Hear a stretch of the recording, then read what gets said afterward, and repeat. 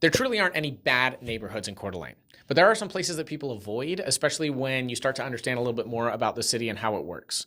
And I want to go over these. Some of them might be intuitive, but the reason to consider these is not necessarily exclusively for your own purchase and living there, but also for resale. When someone's buying a primary residence, I tell them not to only consider resale as a variable in decision making, but you should consider it because most people don't live in a home for the rest of their life. Most people buy and sell a few homes over the course of their life, and so you will likely be selling the home, and you have to consider the ease of selling that home and what some of these variables that you can't change, what some of those variables are going to do to contribute to that sale. The first place is the Government Way corridor. Now, this is not in all sections of Government Way, but there are residential sections of Government Way, there are commercial sections, and on those residential sections, the road noise can be substantial. The traffic on Government Way is realistically 24 hours a day. It's a main thoroughfare through Coeur d'Alene. And so living on it, that can bother some people to have that much traffic going by the house, to have it constant day and night. And so that's something definitely to be considered. On that same vein, we're going to have houses that back up to I-90. I-90 obviously is a very, very significant artery going all the way from pretty much Boston to Seattle. And so we have a lot of traffic on I-90. That also is going to be 24 hours a day. And right now they are working on widening I-90, and that is going to contribute to the noise. If you look at the plans and some of the issues that people have with the expansion of I-90, which is a whole video in and of itself, they are not going to be putting up substantial noise barriers. So as they widen it and as more traffic hits I-90 and as the area grows, that is only going to become noisier and noisier. So that's something to consider. If you're looking at a home that backs up directly to I-90, that noise is going to only increase, and resale is going to be heavily dependent on price. The other thing, as I've talked to people that actually live backing up to I-90, the thing they mentioned is that they use their outdoor spaces significantly less.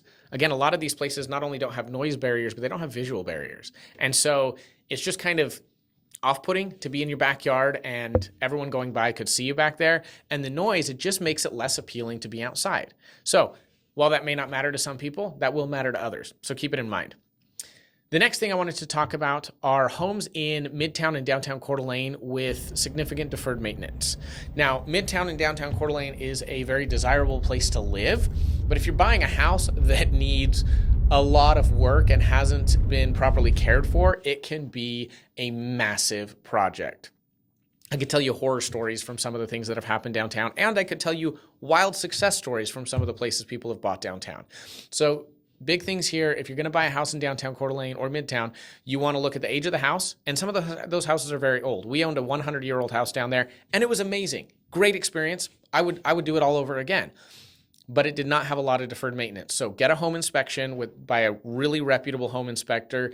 And if you need to bring in a specialist to look at another area specifically, for example, plumbing, electrical, foundation, some of those things can be very old and not quite up to snuff, if you will. So make sure you're doing your due diligence if you're buying a house down there. The Midtown downtown charm is absolutely amazing. I love it down there. Some of those homes are so cute and very, very wonderful, but they can come with some additional work. The next pocket that is maybe less desirable than others is going to be the area near major employers. I'm thinking specifically south of the hospital.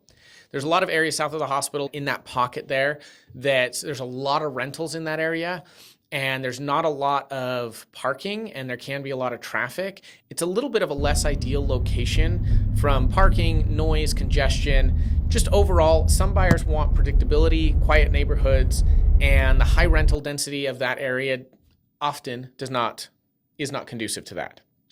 And the last place I want to talk about is not really specific, but more just general of areas that are a little bit outside of the main hub that feel really nice in the summer and are beautiful, and a lot less so in the wintertime when you get a bunch of snow.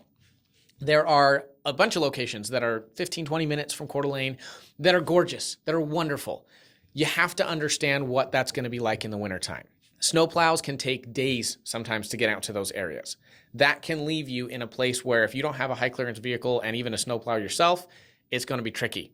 A lot of times there's going to be steep roads. Again, if the snowplows aren't out there, those steep roads can be very difficult to navigate. It's not to say that they can't be navigated. It's just to say that you want to make sure that you're aware of that as you move into these areas. Commute times, drive times can be significantly longer in January than they are in July. And again, while this isn't a deal breaker, this isn't a bad thing inherently, it's something that you need to be aware of if you're looking in those outlying regions. None of these areas are wrong. None of these are bad, but they might be wrong for some buyers. And that's what I want to make sure that you're aware of. I want to make sure that as you go into home buying in Coeur d'Alene, you're going in with your eyes wide open, that you understand what you're getting yourself into, and that's what I want to help with. I would love to be your real estate resource of choice. If you would like to reach out to me, my number is 208-277-8471, and I'm happy to talk to you anytime. Feel free to call me or text me. And until then, keep living the dream.